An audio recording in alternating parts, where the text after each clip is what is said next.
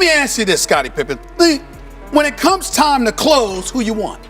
I want Michael Jordan. I want Kobe Bryant. I want LeBron James. I want them all. All right, fine. You gotta pick one, okay? Who you going with, Scotty? Who you go? This is what you're doing, because you know good and damn well you have no business mentioning your name in the same breath as Michael Jordan. I'm from dancing, and you talking about you gonna beat Michael Jordan? Michael How you gonna Jordan. do that? How you gonna beat me? You know what? I gotta hear.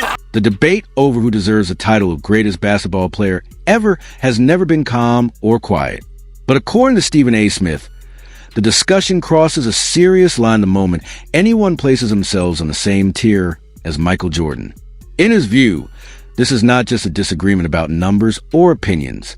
It is a misunderstanding of basketball history itself. No matter how many statistics are presented or how carefully arguments are structured, Stephen A. believes there is a clear separation between Jordan and every other player who followed. This breakdown explores why he reacts so strongly to those comparisons and why, in his mind, the argument often misses a point entirely. As the discussion unfolds, Scottie Pippen becomes a key voice in the exchange. Pippen openly admits that if forced to choose, he still takes Jordan over LeBron James. However, he also points to LeBron's statistical consistency as something worth recognizing. That balance, according to Stephen A., is exactly where the confusion begins.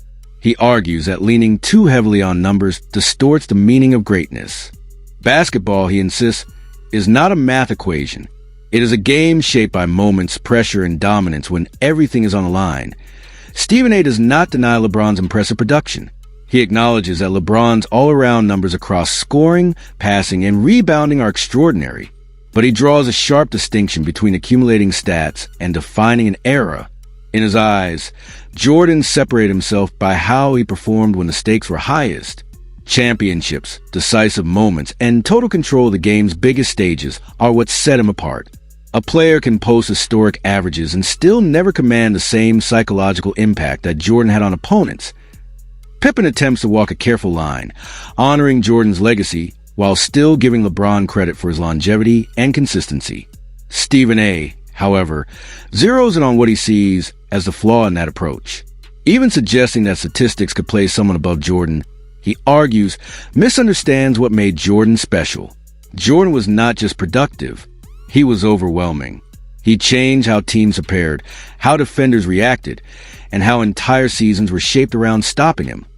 For Stephen A., Jordan's greatness cannot be reduced to spreadsheets or comparisons. It lived in the presence he brought to court, the confidence he carried, and the results he delivered time after time. His influence went beyond numbers and awards. It was about control, belief, and an unmatched record of winning when it mattered most. That is why Stephen A. reacts so intensely whenever the comparison comes up. To him, the debate is not just flawed, it overlooks the very essence of what made Michael Jordan incomparable in the first place. I'm going to give you one last chance to stop being so blasphemous, Scottie Pippen. Michael Jordan or LeBron James? Better, who are you going with? Michael Jordan. Okay. But statistically, LeBron James is a better basketball player. And here is why. He fills the stats up across the board. Then the discussion reaches a breaking point. Stephen A. Smith completely loses patience when modern players casually suggest they could beat Michael Jordan in a one-on-one matchup. To him, that claim isn't confidence. It's pure misunderstanding. He sees it as an insult to history and a failure to grasp who Jordan truly was.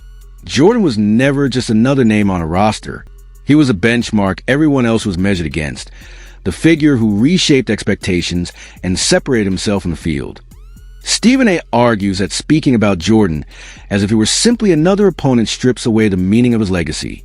Jordan wasn't someone you tested yourself against for bragging rights. He was a standard that broke resistance and forced greatness out of everyone around him. Even entertaining the idea of casually defeating him ignores the weight he carried in the league.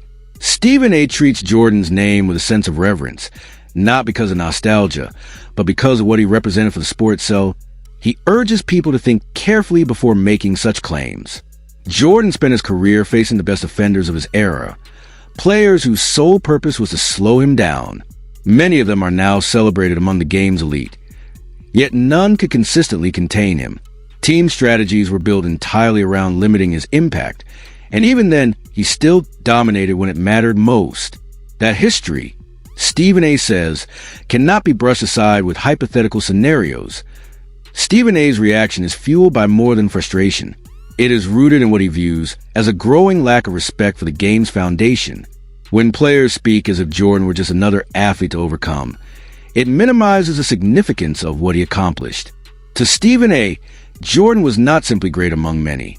He was a figure who defined what greatness looked like. And reducing that legacy to casual talk or imagined matchups misses the point entirely. Eye in his eyes. This is why the conversation needs boundaries. Debate is healthy. Comparisons are natural, but some lines should not be crossed. Jordan's impact went beyond skill or competition. He shaped the mindset of an entire generation of basketball. That is why Stephen A. responds with such intensity. Not because the comments are bold, but because they fail to respect the reality of who Michael Jordan was, and why his place in history remains unmatched. The GOAT here, the greatest of all time, Michael Jordan, and you running your mouth talking about you gonna beat him one-on-one. Why would you say something so blasphemous? Stephen A. Smith takes the argument to another level with what he calls his pick your poison breakdown, openly ridiculing the idea that anyone could line up against Michael Jordan and walk away victorious. His point lands hard because it cuts straight to the truth of who Jordan was as a player. Jordan was never limited to one style, one move, or one weakness. If defenders tried to take away his drive, he punished them with his deadly mid-range game. If they crowded him, he blew right past them. If they backed off even slightly, he calmly knocked down the shot. There was no safe option. Stephen A. explains that Jordan's skill set was so complete that no defensive plan could truly neutralize him. Coaches could adjust, double team, or redesign entire schemes, and it still didn't matter. Jordan always found a way. That is where, in Stephen A.'s view, modern comparisons begin to fall apart. Against other great players, you can at least identify areas to attack or strategies to exploit. With Jordan, there was no such opening. Every possession carried danger, and every decision defenders made felt like the wrong one. This is where Stephen A. draws a sharp contrast. With LeBron James, critics can point to specific flaws or limitations. There have been questions about free throw consistency, dependence on certain systems, and moments where he did not dominate late in games. Stephen A. is not dismissing LeBron's greatness, but he insists those talking points exist.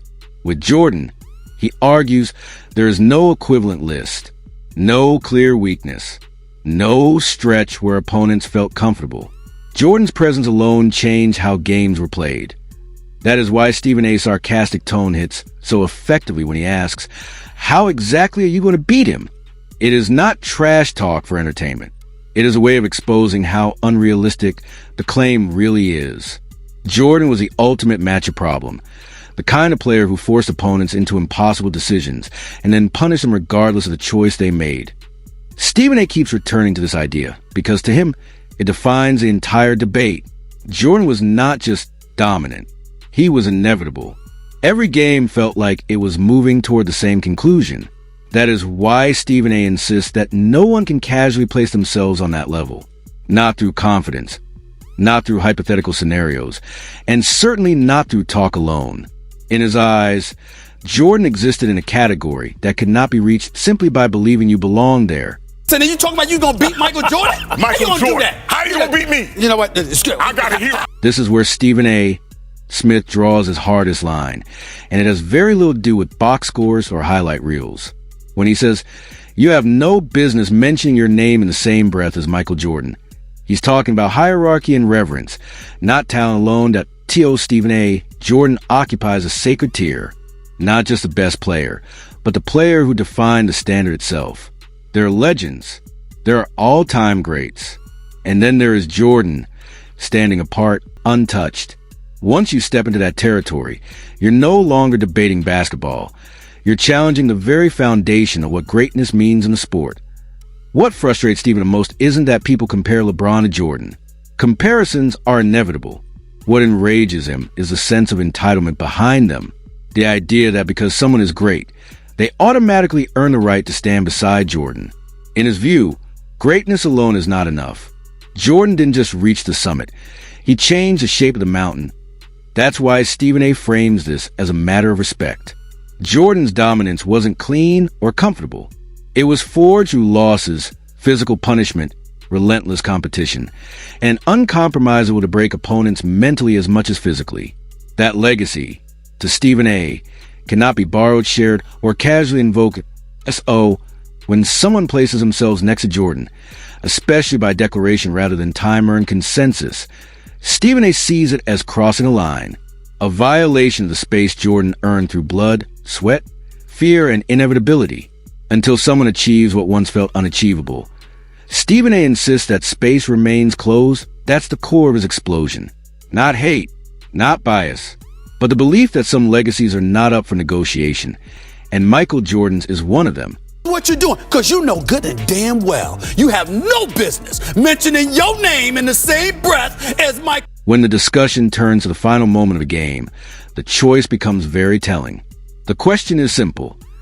Who do you trust when everything is on the line? For Scottie Pippen, the answer comes without hesitation. Having spent years beside greatness, he points directly to Michael Jordan, without pause or doubt. This is not a casual opinion.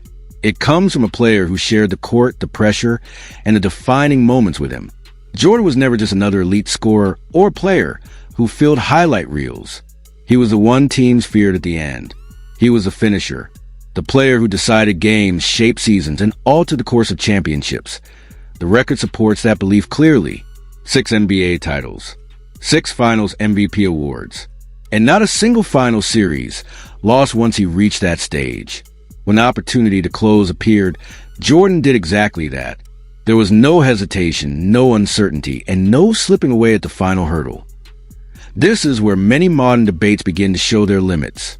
Supporters of LeBron James often point to versatility, career length, and statistical dominance. Those arguments have merit.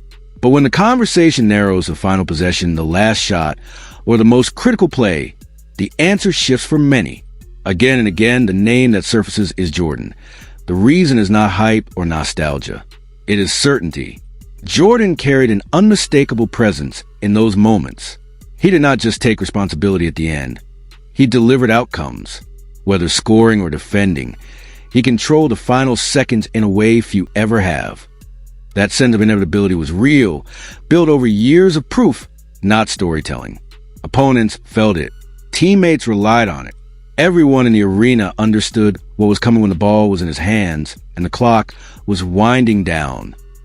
This is why commentators emphasize this distinction. At the highest level, greatness is not about potential scenarios or projected outcomes.